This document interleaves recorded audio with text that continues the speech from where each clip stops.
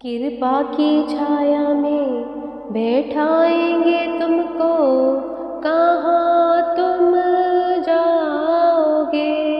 उनकी दया दृष्टि जब जब पड़ेगी, तुम ये भव तर जाओगे। ऐसा है विश्वास, ऐसा है विश्वास, मन में जोत वो जलाएंगे।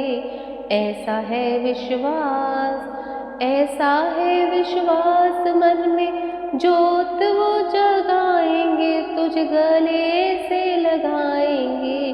थोड़ा ध्यान लगा, थोड़ा ध्यान लगा, साईं दौड़े दौड़े आएंगे। थोड़ा ध्यान लगा। ओम साई राम।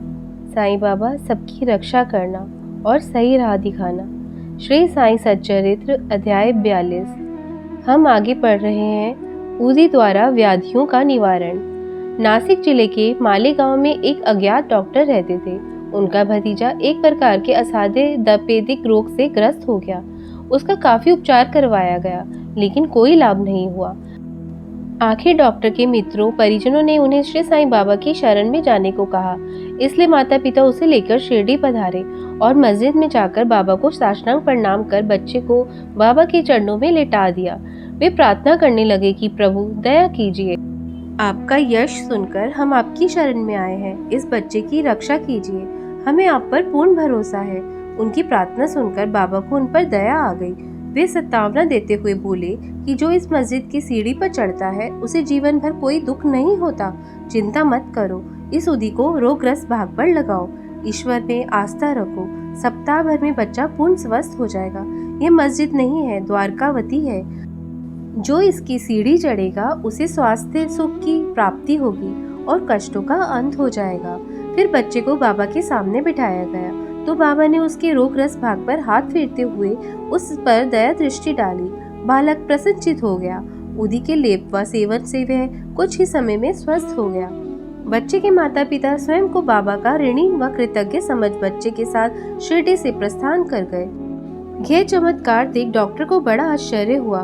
उन्हें भी बाबा के दर्शनों की लालसा जागी। एक बार जब वे किसी कार्य से मुंबई जा रहे थे तो मालेगांव व मनमाड़ के निकट किसी ने बाबा के विरुद्ध उनके कान भर दिए। फलस्वरूप वे शिरडी न जाकर सीधे मुंबई चले गए और शेष छुट्टियां अलीबाग में व्यतीत करनी चाहिए। लेकिन 3 रात तक उन्हें एक ही आवाज सुनाई पड़ती रही कि क्या अब भी तुम मुझ पर अविश्वास कर रहे हो। तब डॉक्टर ने अपना विचार बदलकर शिरडी जाने का निश्चय किया। लेकिन मुंबई में उनका एक रोगी सांक्रामिक ज्वर से ग्रस्त था। उसका तापमान कम नहीं हो रहा था। उस रोगी के कारण उन्हें ऐसा प्रतीत हो रहा था कि संभवतः शिरडी जाना रद्द करना पड़े। इसलिए उन्हें मन ही मन प्रार्थना की कि यदि रोगी ठीक हो जाए तो मैं कल ही शिरडी चला जाऊंगा। आश्चर्यजनक ढंग से रोगी का ज्वर उतरकर तापमान सामान्य हो गया। तब निश्चय अनुसार डॉक्टर शिरडी पहुंचे। वहां बाबा के दर्शन कर उन्हें प्रणाम किया। बाद में वे बाबा के परम भक्त बन गए। वे वहां 4 दिन रुके। 4 दिन बाद उदी व बाबा का आशीर्वाद लेकर घर लौट आए। 2 सप्ताह बाद ही उनका तबादला बीजापुर में हो गया। इससे बाबा के प्रति उनकी निष्ठा और भी बढ़ गई। उदी से गिल्टी वाले प्लेग की निवृत्ति। श्यामा श्री साईं बाबा के परम भक्त थे। यह सर्वविदित है कि उनके छोटे भाई बाबाजी सावली विहीर के निकटवर्ती गांव में रहते थे। एक बार बाबाजी की पत्नी को गिल्टियों वाला प्लेग हो गया। उसे ज्वर आया और जांघ में 2 गिल्टियां भी निकल आई। बाबाजी श्यामा के पास आए और चलकर सहायता करने को कहा। सुनकर श्यामा भयभीत हो गए। उन्होंने बाबा के पास जाकर प्रणाम किया और सहायता की प्रार्थना करते हुए भाई के साथ घर जाने की अनुमति मांगी। बाबा बोले कि रात काफी बीत चुकी है, इस समय तुम वहां जाकर क्या करोगे? उदी ही भेज दो, वह शीघ्र ही स्वस्थ हो जाएगी। तुम सुबह जाना और शीघ्र लौट आना। श्यामा को उदी पर पूर्ण विश्वास था। उन्होंने भाई के हाथ उदी भेज दी। भाई ने कुछ उदी गिल्टी व मस्तक पर लगाई और कुछ उदी जल में घोलकर पत्नी को पिला दी। पत्नी ने जैसे ही उदी का सेवन किया, जोरों का पसीना आया और ज्वर उतर गया। नींद भी खूब आई। अगले दिन पत्नी को पूर्ण स्वस्थ देखकर बाबा जी को बड़ा आश्चर्य हुआ। अब ना तो ज्वर था और ना ही गिल्टी का कोई निशान था।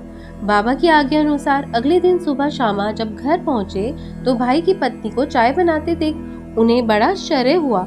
पूछताछ करने पर भाई ने बताया कि उदी के प्रभाव से एक ही रात में रोग नष्ट हो गया। तब बाबा के शब्दों का मर्म श्यामा की समझ में आ गया। चाय पीने के बाद श्यामा शिरडी लौट आए। वे बाबा को प्रणाम कर बोले कि देवा, ये क्या नाटक है? पहले तो बवंडर उठाकर हमें अशांत कर देते हो, फिर सहायता करके सब कुछ ठीक कर देते हो। तब बाबा बोले कि तुम जानते ही होगे कि कर्म का मार्ग बड़ा गूढ़ है। मैं तो कुछ भी नहीं करता, फिर भी लोग मुझे ही कर्म का दोषी ठहराते हैं। मैं तो मात्र दृष्टा हूँ।